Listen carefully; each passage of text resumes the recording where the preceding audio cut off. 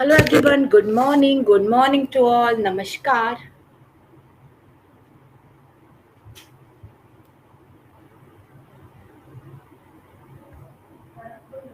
Good morning everyone, आवाज आ रही है आप सभी को? आवाज आ रही है आप लोगों को? दिवाकर, नीतू, ज्योत्सना, बिमलेश, मुन्नी, अर्चना, आवाज आ रही है आप लोगों को? Good morning to all.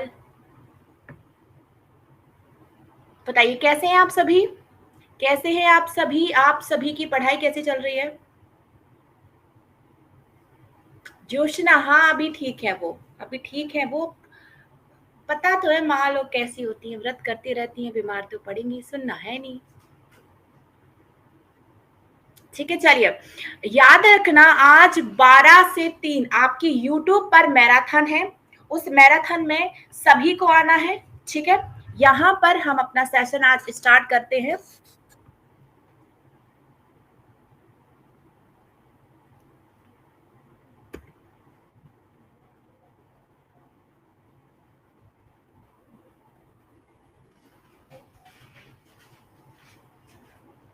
Screen share कर देते हैं आप लोगों के साथ। चलिए नूतन जी, स्टार्ट करते हैं हम हमारे क्वेश्चन से। चलिए, निम्नलिखित में से रचना के आधार पर कौन सा शब्द ऋण नहीं है? मैंने आप लोगों को पढ़ाया है ऋण शब्द, यौगिक शब्द और योग ऋण शब्द। बताइए शिवांगी। रचना के आधार पर ऋण शब्द नहीं है।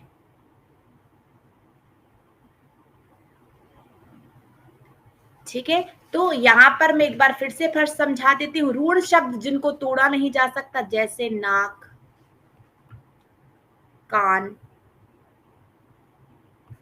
कमल, ये वो शब्द है जिनको हम अलग अलग नहीं, दिन को हम नहीं तोड़ सकते, आग को नहीं तोड़ सकते, घोड़ा, लेकिन विज्ञान को हम तोड़ सकते हैं विधन ज्ञान में, और ये हो जाएगा आपका यौगिक शब्द।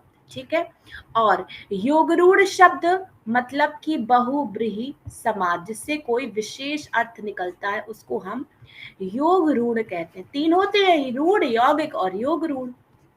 ठीक है, तो विज्ञान हो जाएगा यहाँ पर यौगिक शब्द।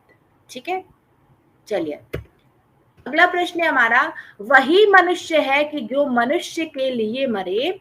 इस पंक्ति में आपको अलंकार बताना है। बताइए अलंकार।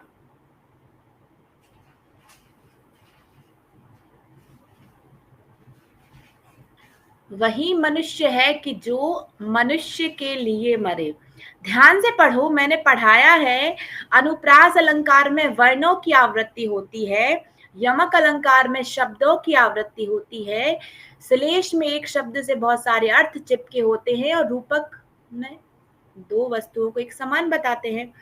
तो यहाँ पर लिखा है वही मनुष्य है कि जो मनुष्य के लिए मरे। कहाँ है आप लोगों का ध्यान? वंदना, वेरी गुड। एक झा, वेरी गुड। तो यहाँ पर शब्द रिपीट हो रहा है। जब शब्द रिपीट होता है और अर्थ भिन्न भिन्न होता है, वहां यमक होता है। यहाँ वही मनुष्य है, वही मनुष्य है कि जो मानवता के लिए जीता है। मानवता, एक शब्द से दो अर्थ, मनुष्य मतलब मानव, और यहाँ जातिवाचक संज्ञा, और दूसरा मनुष्य मतलब कि मानवता भाववाचक संज्ञा। तो यहाँ पर एक शब्द से शब्दों की आवृत्ति हुई है और हर शब्द से अर्थ भिन्न भिन्न है। ज्योत्सना और अर्चना, बताइए यहाँ पर अनुप्रास कैसे होगा? आप लोगों ने कहा है अनुप्रास अलंकार, यहाँ अनुप्रास कैसे होगा? रिवीजन नहीं कर रहे हो क्या आप लोग? रिवीजन नहीं हो रहा आप लोगों का?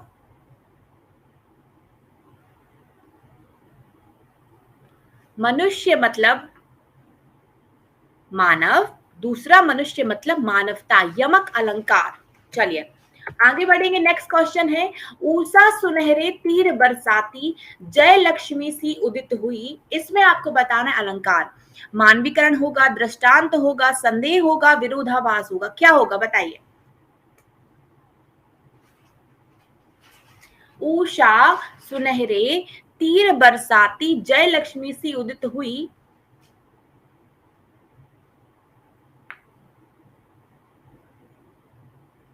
Very good. यहां हो जाएगा मानवीकरण। हमने क्या कहा, उषा मतलब सुबह हो गई है, उसको वही कवि ने क्या किया, उषा का मानवीकरण कर दिया, उसको एक मानव के समान, उसमें भी मानवीय संवेदनाएं आरोपित कर दी।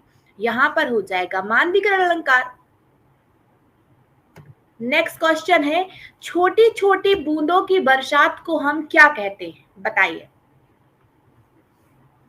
छोटी छोटी बूंदों की वर्षा।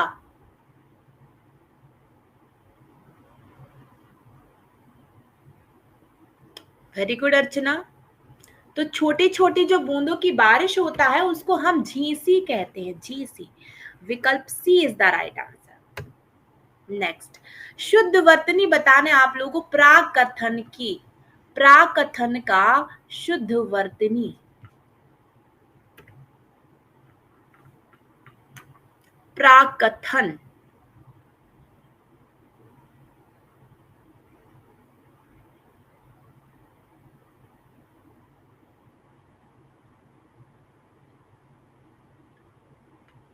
Very good. प्राकथन इस प्रकार से लिखा जाता है, विकल्प ए हमारा राइट आंसर होगा।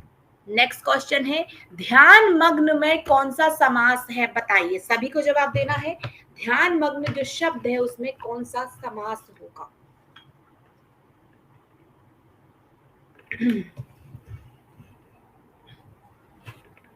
ध्यान मग्न।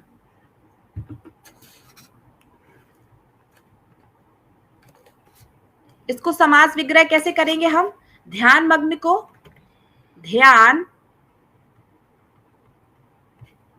में मग्न, ध्यान मग्न को हम कहेंगे ध्यान में, और मैं किस कारक का चिन्ह है अंकित जी, मैं किस कारक का चिन्ह है।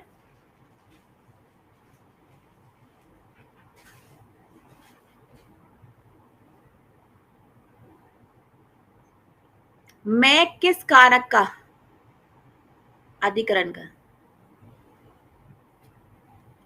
अधिकरण कारक।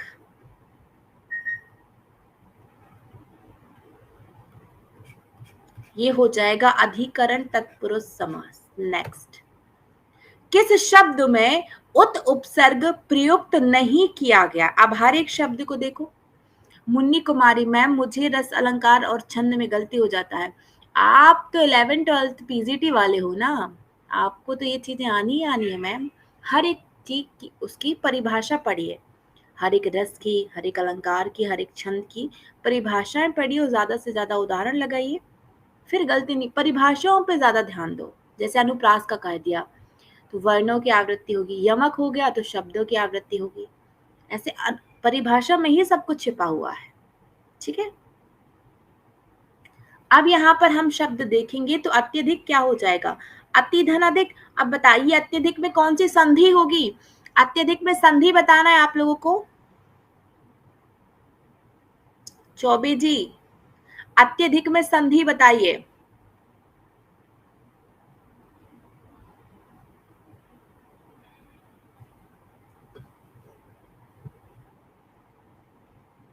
अत्यधिक, संधि विच्छेद करो पहले सब। वेरी गुड प्रिया, वेरी गुड विक्रम।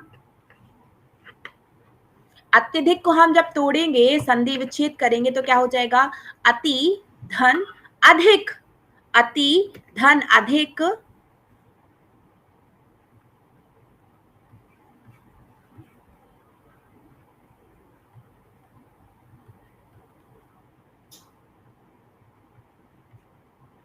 यण स्वर संधि। नेक्स्ट क्वेश्चन है, राजमहल में कौन सा समास है, राजमहल। वंदना, दीर्घ नहीं होगा, अति धन अधिक। जब ई के बाद कोई भिन्न स्वर आता है तो वो बन जाता है आपका या आ गया, मतलब यण स्वर संधि। राजमहल में कौन सा समास है, राजमहल। Very good. कैसे तोड़ेंगे, राजमहल राजा का महल, और ये हो जाएगा संबंध तत्पुरुष समास। ठीक है, नेक्स्ट क्वेश्चन है आपका, माँ ने पिताजी से सामान मंगवाया, इसमें क्रिया कौन सी होगी? अकर्मक, प्रेरणार्थक, आज्ञार्थक, द्विकर्मक। तो अगर देखेंगे तो अकर्मक क्रिया में क्या होता है?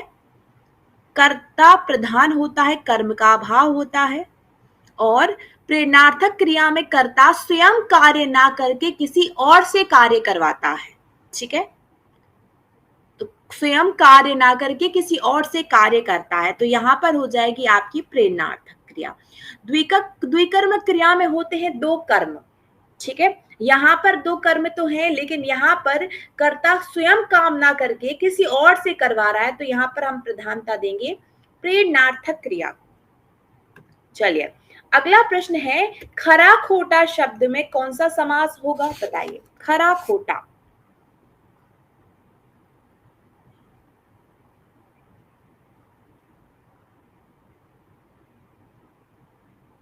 परवेश, मैम और क्लासेस नहीं है आज क्या?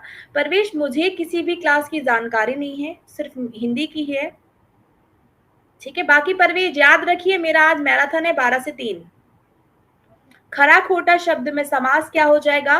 तो खरा और खोटा, खरा और खोटा। विकल्प ए, द्वंद्व समास। ठीक है, चलिए, नेक्स्ट क्वेश्चन है आपका, व्याकरण की दृष्टि से कौन सा अब देखो, ये इंपॉर्टेंट होता है हमें। मैंने आपको जब स्टार्ट किया था पढ़ाना तो सिखाया था कि आपका सबसे पहला टास्क होगा शब्द पहचानना, वो शब्द संज्ञा है या सर्वनाम है या विशेषण है। तो सर्वनाम आप बहुत आसानी से पहचान लोगे, लेकिन आप लोगों को संज्ञा और विशेषण पहचानने हैं। ठीक है, तो गलत बता रहे हो प्रियंका जी। भयभीत, निर्भीक और भीरू, ये सभी शब्द आपके विशेषण शब्द हैं। ये सभी विशेषण है। भय क्या है? भय तो एक भाव है, भय तो एक भाव है, तो ये हो जाएगा आपका भाववाचक संज्ञा। ठीक है, आप ठीक है? साउंड, अब मैंने माइक दूर कर दिया।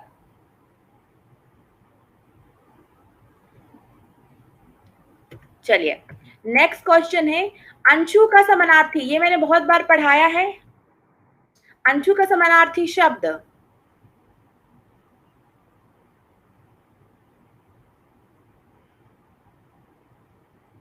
Very good. अंशु मतलब होता है रश्मि। निशा को हम रात कहते हैं, रात का पर्यायवाची है। मनोरथ मतलब इच्छा, कामना, चाह।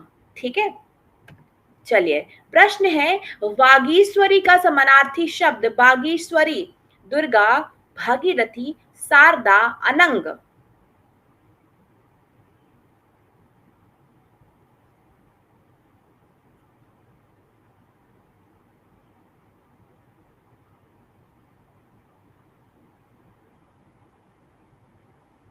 बागीश्वरी का समानार्थी शब्द, पर्यायवाची शब्द,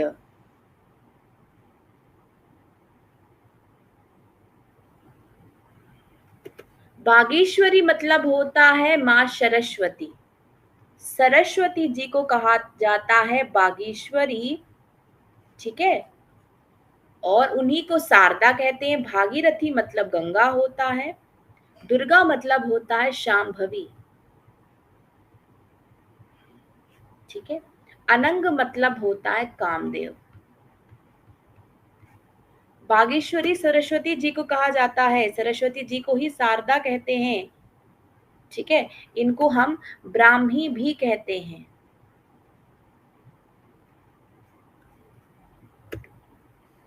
ठीक है, वीणा पानी भी कहेंगे, हंस वाहिनी भी इन्हीं को कहा जाएगा। चलिए, अगला प्रश्न है आपका, लोभी किस विधि से निर्मित विशेषण है? आप इस शब्द को ध्यान से देखो, जो लोभी शब्द बना है उसका कौन सी विधि से वो बना है, पहचानिए।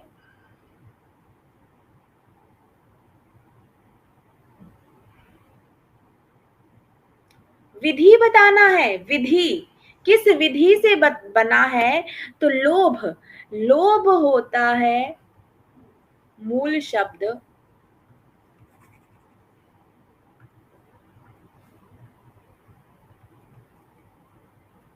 लोभ में ई मात्रा लगा है तो बन गया लोभी। तो ये जो ई है ये क्या है, ये प्रत्यय विधि हुई ना। मैंने क्या कहा था सबसे पहले वो पहचानो। यहाँ पे लिखा है लोभी किस विधि से निर्मित है, किस विधि से बना हुआ शब्द है, तो ये बना है प्रत्यय विधि से। ठीक है, प्रत्यय लगा हुआ है लोभ में। चलिए नेक्स्ट क्वेश्चन, इनमें कौन सा युग्म विशेषण नहीं है, छोटा बड़ा हरा पीला दो तीन राम लक्ष्मण, विशेषण बताइए।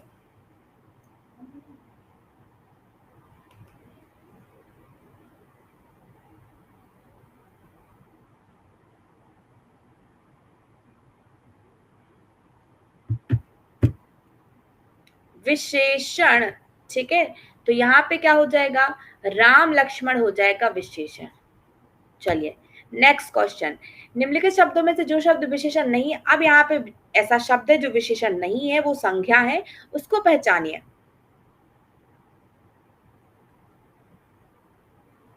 मानस सज्जन दुर्जन सुकुमार,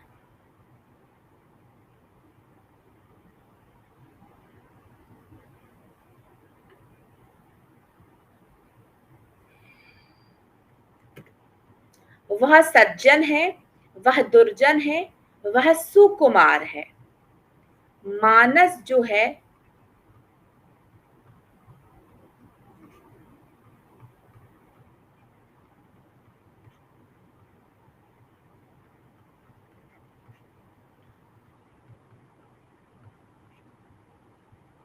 ये संज्ञा है।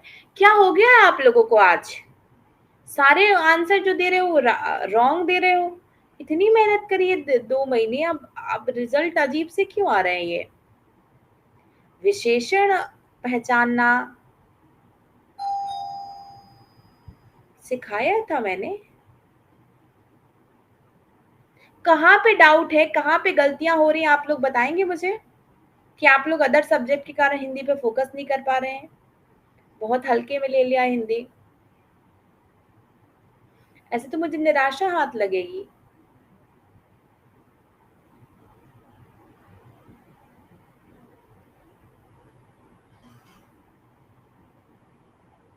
अदर सब्जेक्ट का आप हिंदी पे ध्यान नहीं दे रहे हैं।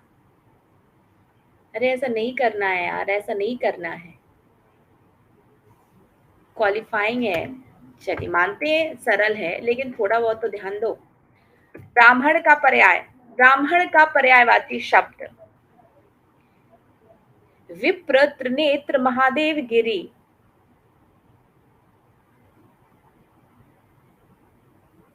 बीएड वालों का कुछ होगा, होगा नूतन, क्यों नहीं होगा। आप देख तो जा रहे हो कैसे दिन ब दिन वो नियम बदलते जा रहे हैं, पहले माइनस मार्किंग थी, अब वो भी हटा दी।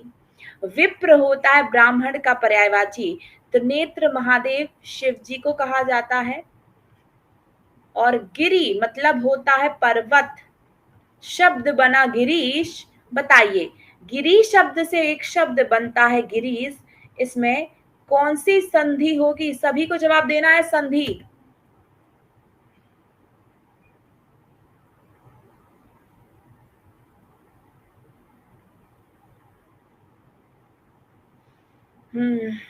Very good.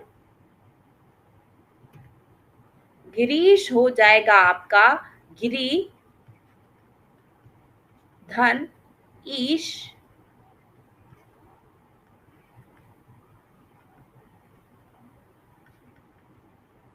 दीर्घ स्वर संधि। नेक्स्ट क्वेश्चन है, निम्नलिखित में से कौन पुरुषवाचक सर्वनाम है। पुरुषवाचक सर्वनाम, प्रथम पुरुष, मध्यम पुरुष, अन्य पुरुष, बताइए।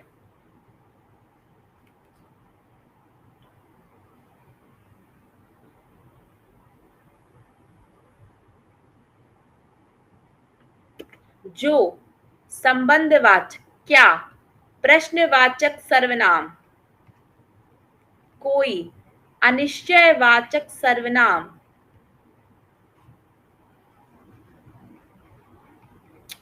तू, तुम। पुरुषवाचक सर्वनाम का मध्यम पुरुष, मतलब सुनने वाला, मध्यम पुरुष। नेक्स्ट, मूर्धन्य व्यंजन कौन से होते हैं बताइए, मूर्धन्य व्यंजन।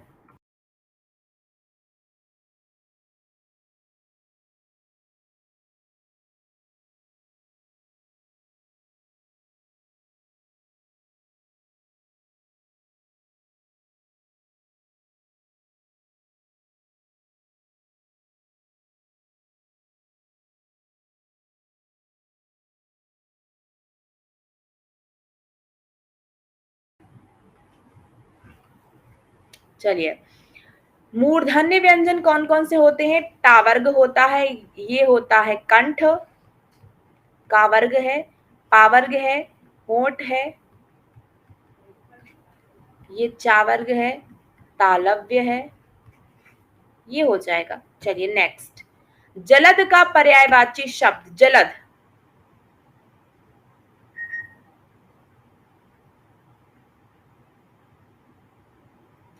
जलद का पर्यायवाची शब्द, इसमें तो कोई गलती नहीं करना, इसमें कोई गलती नहीं करना। ये मैंने बहुत बार समझाया है, यदि किसी शब्द के अंत में दा है तो उसका मतलब है बादल, जलद, नीरद, वारिद।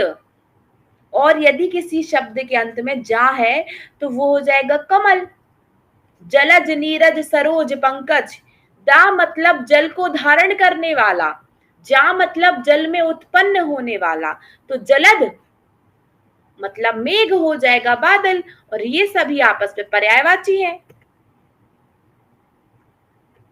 ठीक है, चलिए नेक्स्ट क्वेश्चन है, किस शब्द में द्वित्व व्यंजन है? मतलब जो व्यंजन है वो दो बार आया है। लॉजिक लगाओ, लॉजिक लगाओ। वेरी गुड, ए के झा। द्वित्व व्यंजन मतलब जहां पर व्यंजन दो बार आया है तो वो तो यही है, दिल्ली। इसको हम युग्मक ध्वनि भी कहते हैं, याद रखना, इसको हम युग्मक ध्वनि भी कहते हैं।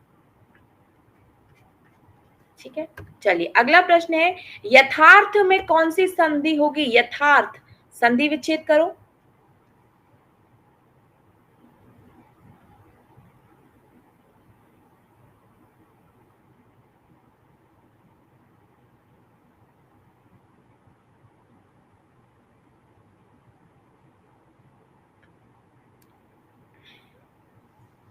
यथार्थ, वेरी गुड। संधि विच्छेद क्या हो जाएगा इसका? यथा धन अर्थ से बन जाएगा यथार्थ, आ धन आ, क्या हो जाएगा? दीर्घ स्वर संधि। नेक्स्ट, किस शब्द की रचना प्रत्यय से हुई है? प्रत्यय जो अंत में लगता है, उपसर्ग जो पहले लगता है, प्रीफिक्स एंड सफिक्स।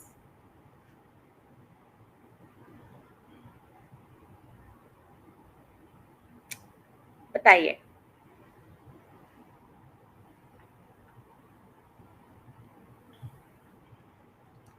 हर एक शब्द को तोड़ के तो देखो पहले, हर एक शब्द को तोड़ो, मूल शब्द पहचानो। यहाँ पर अभी उपसर्ग है, अप उपसर्ग है। व्यायाम को हम किस प्रकार से अलग करेंगे? वी धन आयाम, ये है या स्वर संधि, और वी उपसर्ग है। आंसर क्या हो जाएगा? इनमें से कोई नहीं, D is the right answer. Next question है, इनमें से किस शब्द में लिंग और प्रत्यय संबंधी अशुद्धि है? गायिका, नारी, अनाथा, गोपी। ध्यान से देखो शब्द, वर्तनी भी इसमें से पूछ सकते थे लेकिन उन्होंने प्रश्न घुमा दिया आप लोगों को भ्रमित करने के लिए।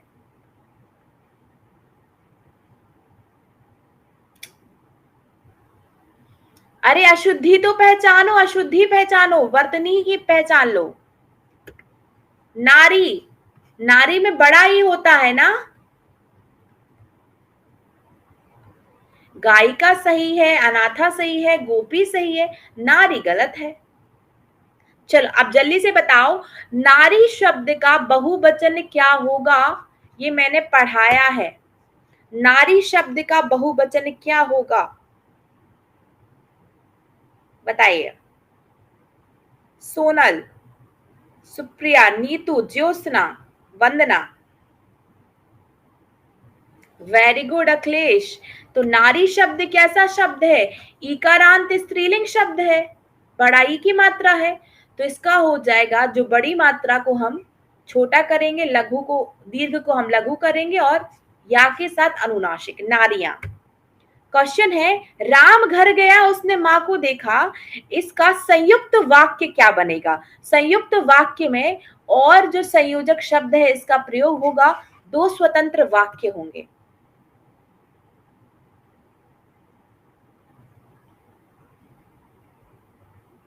राम घर गया एक वाक्य है, उसने मां को देखा दो वाक्य हैं, स्वतंत्र हैं, और के द्वारा जोड़े गए हैं। तो ये हो जाएगा आपका संयुक्त वाक्य। नेक्स्ट, निम्न वाक्यों में से संयुक्त वाक्य कौन सा है? रूपा चाहती है कि वह नौकरी करे, गीता जिस घर में रहती है बहुत गंदा है, वह खाना खाकर सो गया और उसने खाना खाया और सो गया। संयुक्त वाक्य।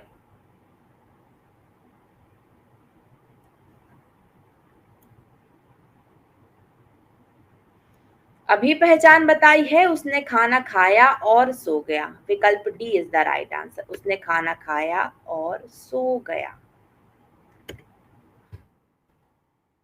विरोध करना, मुहावरे का अर्थ क्या है? विरोध करना।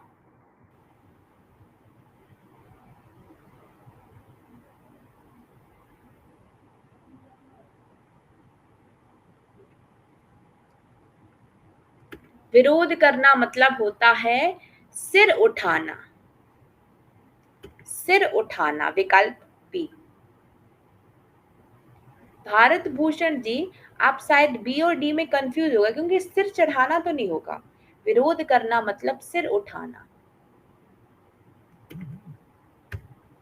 अगला प्रश्न है, नाश कर देना के लिए मुहावरा क्या होगा? नाश कर देना, बताइए।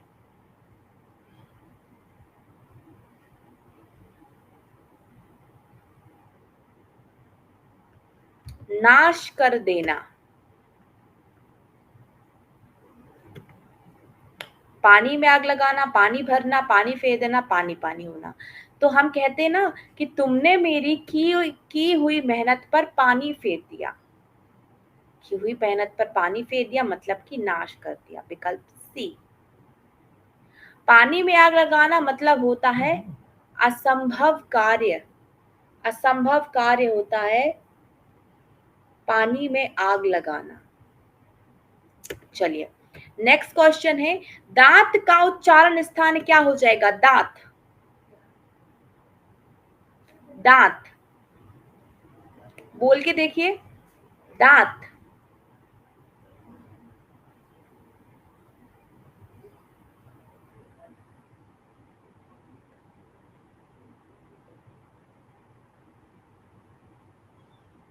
दांत जब हम बोलेंगे तो हमारी नाक का प्रयोग होगा। दांत, दांत, दांत। आंसर हो जाएगा नाक। विकल्प सी। नेक्स्ट क्वेश्चन है, कान कतरना मुहावरे का अर्थ क्या होगा? कान कतरना। आज आप लोगों की और कोई क्लास नहीं है?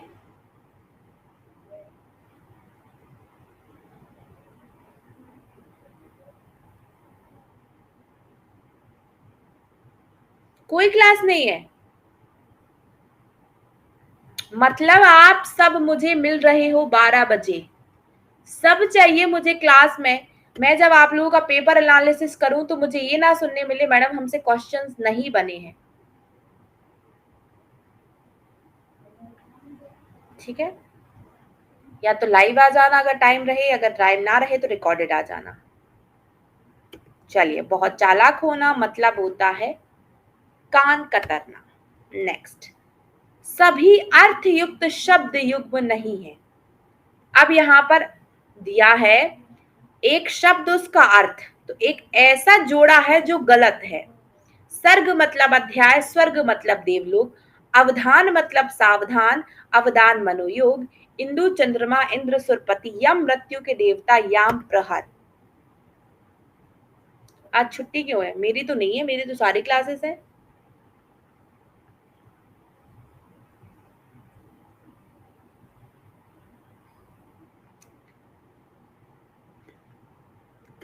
ठीक है, तो यहां पर ये जो युग्म है ये हो जाएगा आपका गलत। ठीक है, चलिए नेक्स्ट क्वेश्चन। मरीचि और मरीचि शब्द युग्म का सही अर्थ क्या होगा?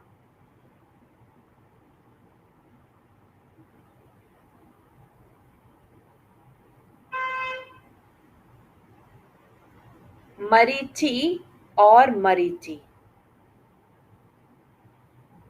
ठीक है, तो ये जो मरीचि है इसका अर्थ होता है सूर्य, और ये जो मरीचि है इसका अर्थ होता है किरण। ये शब्द कैसे हैं? समभिन्नार्थक, श्रुति समभिन्नार्थक शब्द। अर्थ कुछ और निकल रहा है लेकिन सुनने में बोलने में एक जैसे हैं। तो मरीचि मतलब किरण। जैसे आप इंग्लिश में पढ़ते हो ना होमोफोन्स, पढ़े आप लोगों ने होमोफोन्स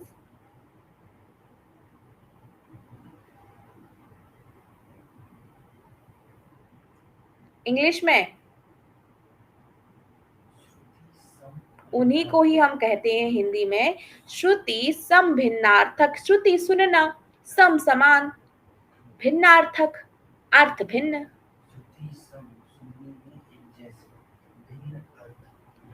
सुनने में एक जैसे और अर्थ भिन्न है, ये भी पूछा जा सकता है आपसे। ठीक है,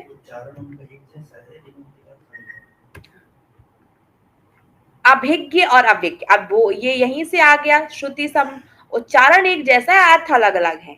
अभिज्ञ और अभिज्ञ बताइए।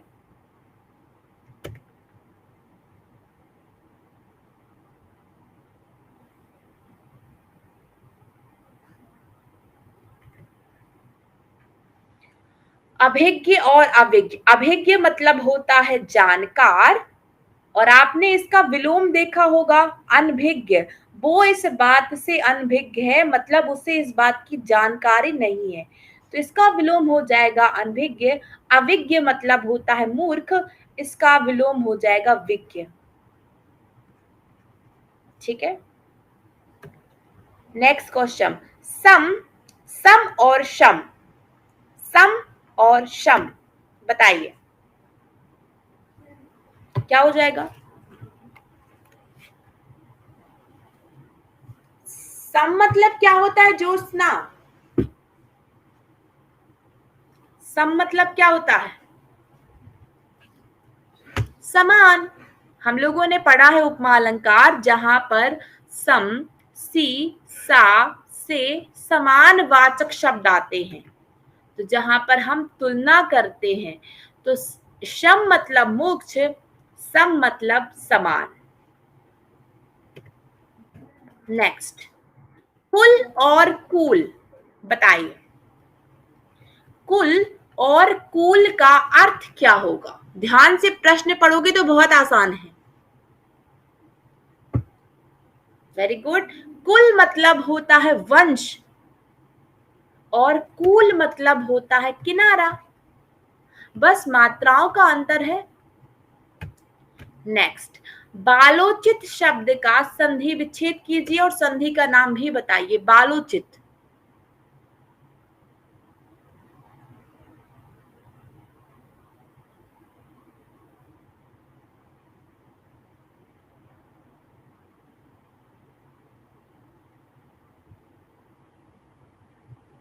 बालोचित, इसको हम कैसे इस प्रकार से अलग करेंगे? बाल धन उचित। मैंने आप लोगों को क्या बताया है कि संधि इस प्रकार से आपको विच्छेद करना है कि जो दो शब्द हैं उन दोनों शब्द के सार्थक अर्थ निकले। अब संधि होती है प्रथम शब्द का अंतिम अक्षर, द्वितीय शब्द का प्रथम अक्षर। ला को हम आ में परिवर्तित करते हैं, यहां से ऊ है, आ के बाद ऊ आता है तब बनता है ओ, और ये नियम किस संधि का है ये आप बताएंगे। आ के बाद ई आता है तो ए बनता है, ऊ आता है तो ओ बनता है, आ के बाद ऋषि आता है तो अर बनता है। ये तीन नियम किस संधि के हैं?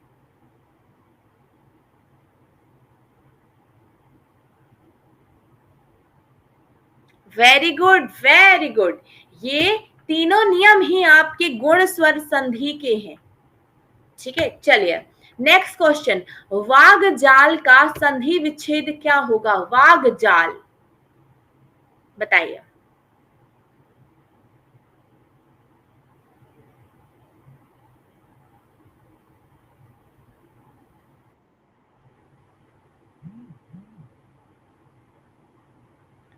वाग जाल,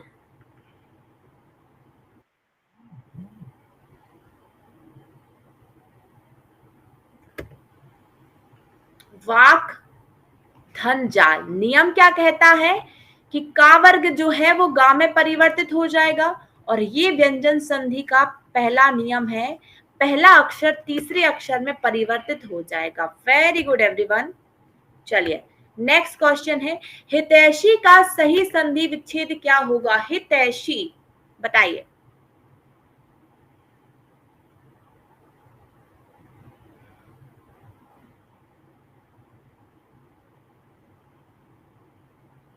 हित, ऐसे तोड़ो दोनों से अर्थ निकले।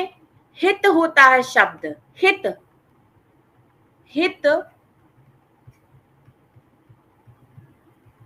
यहां से ता को हम आ में गिनेंगे, और आ के बाद यदि ए आता है तो आई बनता है।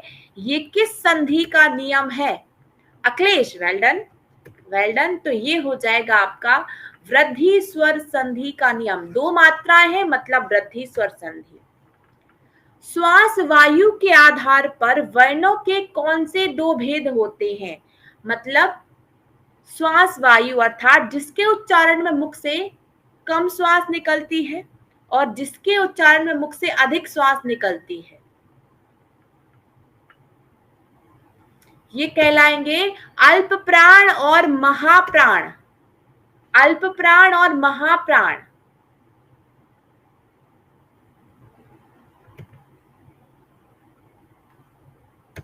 नेक्स्ट, द्वित्व का प्रयोग किस शब्द में नहीं हुआ है? द्वित्व व्यंजन।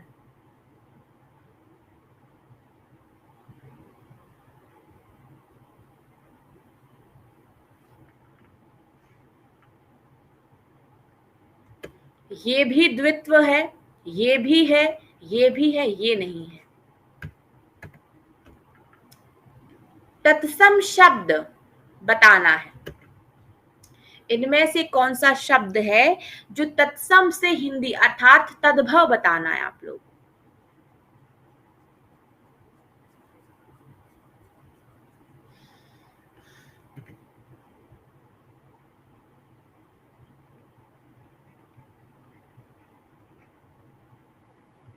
इमली को हम संस्कृत में अम्लिका कहते हैं।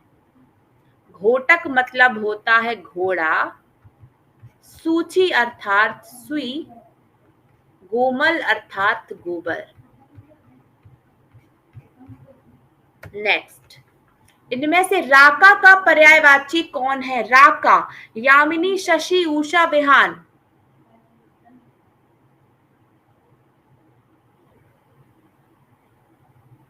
राका का पर्यायवाची शब्द मैंने पढ़ाया आप लोगों को, राकेश शब्द का संधि विच्छेद। राकेश शब्द का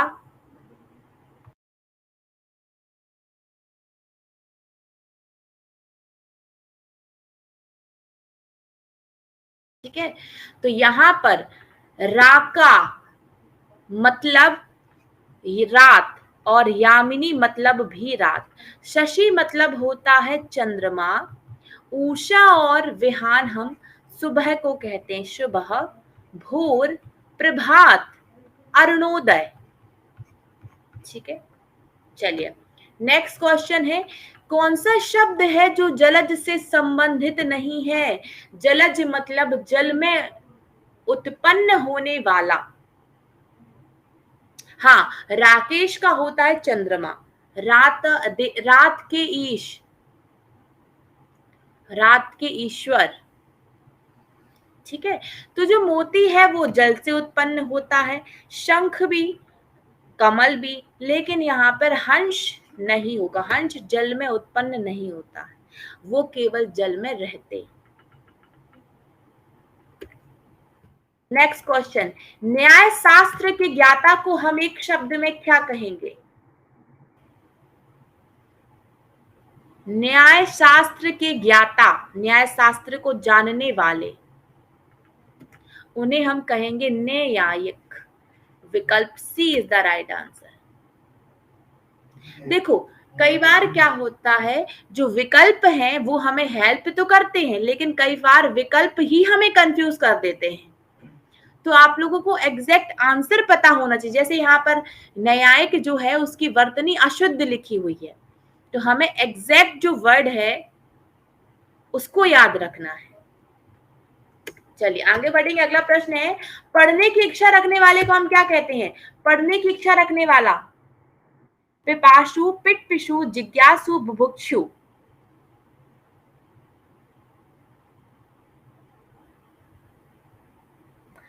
तो भूख की इच्छा बुभुक्षु, जिज्ञासु जानने की इच्छा, पिपासु पीने की इच्छा, और पिटपिशु मतलब होता है पढ़ने की इच्छा रखने वाला। पिटपिशु मतलब होता है पढ़ने की इच्छा रखने वाला।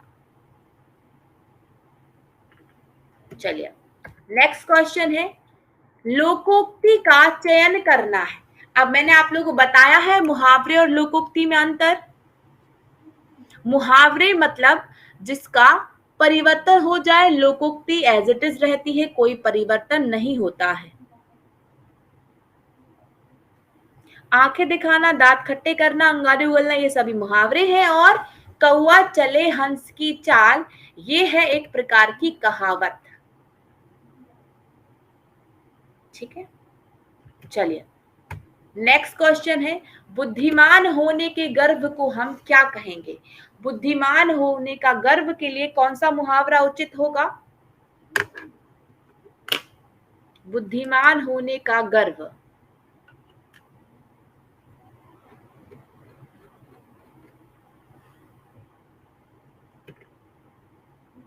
बुद्धिमान होने का गर्व, उसे हम कहेंगे अक्ल का दुश्मन।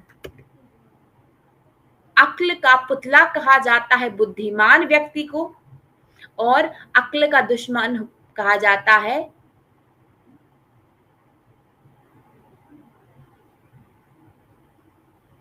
नहीं नहीं नहीं, यहां पर कुछ तो गलत है। अक्ल का दुश्मन कहा जाता है मूर्ख को। ठीक है, अक्ल का दुश्मन हम कहेंगे मूर्ख को, अक्ल का पुतला हम कहेंगे बुद्धिमान को। तो यहां पर हम डी पे ही जाएंगे, अक्ल का पुतला, बुद्धिमान होने का गर्व, डी पर जाएंगे हम, विकल्प डी। ठीक है, D is the right answer. चलिए नेक्स्ट क्वेश्चन है आपका, उसके घर के पास ही स्टेशन है, तो के किस कारक की विभक्ति है? कारक चिन्ह कंठस्थ याद होने चाहिए। और इसके बाद याद रखो 12 से 3 मैराथन सेशन है, उसमें सभी को आना है। स्पेशली आप लोगों के लिए वो सेशन रखा गया है, आपके ही एग्जाम लेवल के क्वेश्चंस रहेंगे उसमें। कर्ता ने कर्म को करण से के द्वारा, संप्रदानको के लिए अपादान से मान, संबंध का के की, अधिकरण में पर संबोधन हे भू अरे। संबंध हो जाएगा का के की। नेक्स्ट, अलमारी से किताब निकाली गई, इसमें अलमारी से में कौन सा कारक है? अलमारी।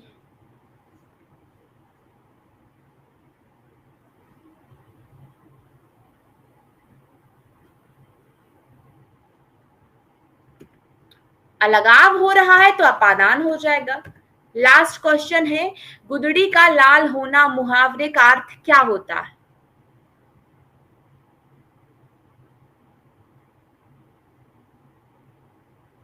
निर्धन परिवार में जन्मा गुणी व्यक्ति। ठीक है।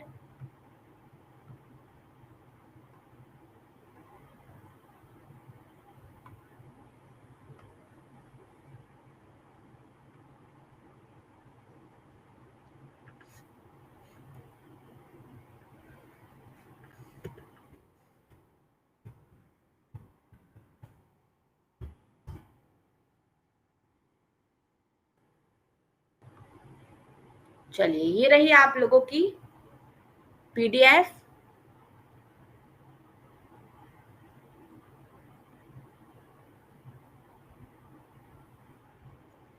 ठीक है। लाल बहादुर शास्त्री को कहा जाता है। हाँ जी।